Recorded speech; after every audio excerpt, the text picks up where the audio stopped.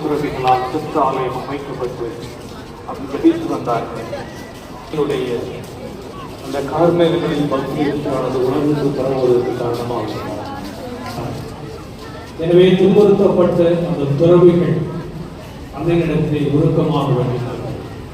அன்னையிடத்திலே உருக்கமாக வேண்டி எங்களுடைய துன்பத்திற்கு பாதுகாப்பாக எங்களுக்கு அடைக்கலம் தருவதற்காக சபை தலைவரான சைமன் ஸ்டாக் அவர்களுக்கு 1225 ஆண்டு ஜூலை மாதம் அவர்கள் அந்த உத்தரேசன் ஜெபிக்கின்றவர்கள் அவர்கள் இறந்து வருகின்ற சனிக்கிழமை தங்களது சிறு உடையிலே ஓராடி அகலம் பொருளாதாரத்தை ஒட்டுநீரை அணிந்து